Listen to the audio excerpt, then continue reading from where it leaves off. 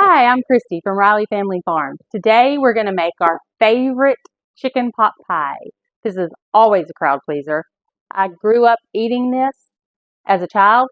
My children have eaten it and my grandchildren eat it, and I think that it is a universal favorite. I don't think there is anyone who doesn't like it, and it is easy for me to put together and cook for a large crowd. You are now in my comfort zone. I love to cook for my family, and when we're all here, there are 36 of us. We have 12 children and 17 grandchildren. So we can eat a lot of chicken pot pie. I already have a pan started with chicken that I cooked earlier. You're just going to cook your chicken however is your preferred way of cooking it. You can cook it in the Instant Pot, you can cook it in the crock pot, you can roast the chicken in the oven and bone it, cover your pan with it. So I started with 4 whole chickens and several leg quarters. I'm going to multiply this recipe many times because I'm making several pans today, but I will leave a recipe for one batch that feeds 6, maybe 8. It makes a 9 by 13 pan in the description below. I've started with chicken that I cooked earlier. It's cooked, boned, chopped, and I cover the bottom of my pan with it. Whatever size pan you have, I just cover the bottom with chicken, and that tends to be end up the right amount. So I've got a pan of chicken here, and I'm gonna add some parboiled potatoes. They're almost done, but not quite completely soft because they'll continue to cook a bit in the oven, and we don't want them to get too mushy. So I'm just going to put a good amount of potatoes. There again, when I put the recipe in the description, I'll add the amounts. But for now, I'm just eyeballing it and doing what looks right to me. So there we have put our potatoes in, and now we're going to add the peas and carrots that I also pre-cooked because I like our carrots pretty well done. And I cut my carrots up into pretty big pieces because I don't know why, I love carrots, but I have children who don't love carrots. So I find that if I put them in the bigger pieces, it's easier for them to avoid them if they must.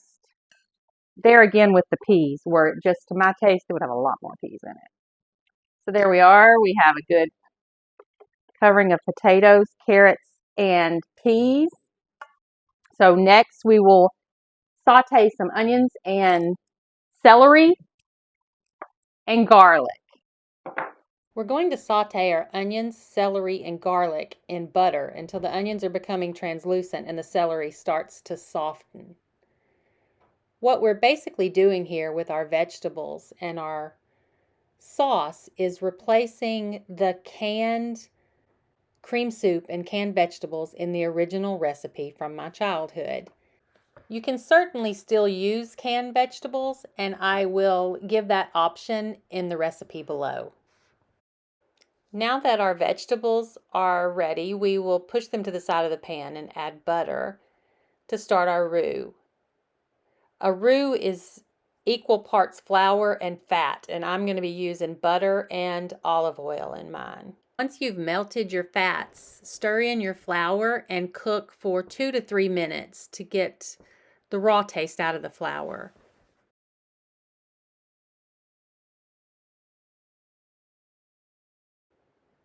Next, it's ready to add the broth. I'm going to add the broth and stir it around until it begins to thicken before adding the cream.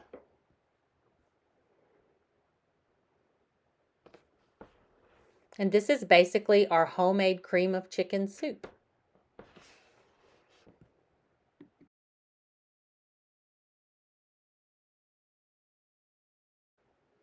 Salt and pepper to taste, and we'll be ready to assemble our chicken pot pie. Okay, we have sauteed our onions, celery, and garlic and made our white sauce. So now we're going to add the celery and onions and garlic. Okay, I think that's a good amount of celery and onions. Now we're going to add our white sauce made with cream and chicken broth. I used full cream. You can cut a little bit of fat and calories if you make it with milk instead of cream. I kind of hold to Julia Child's thinking, if you don't like butter, use cream. If you do like butter, use both. I think we're going to use all of this.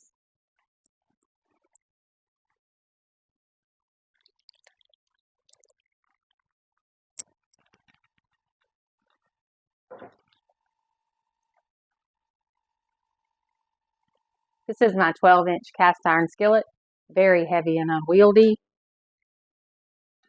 but I love it. Okay, this is ready for the crust.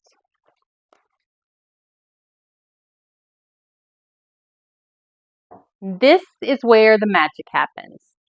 I've got 2 cups of flour with baking powder, and to that I'm going to add 2 cups of milk. So we have equal parts flour and milk.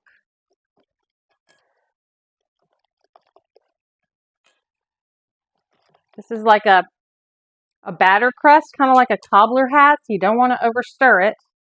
And to this we're adding 2 sticks of butter.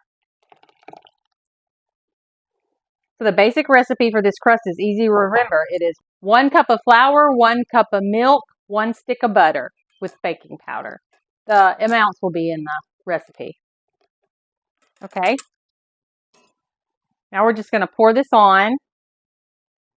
And like I said, it's kind of like a cobbler crust. So if it sinks a little bit, that's okay. It'll rise back up. A lot of people use pie crust for their chicken pot pie.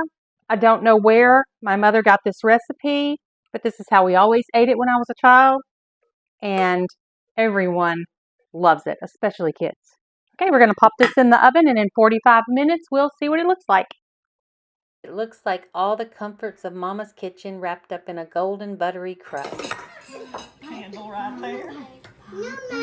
Or the bread is the one the meat and the bread First is turn.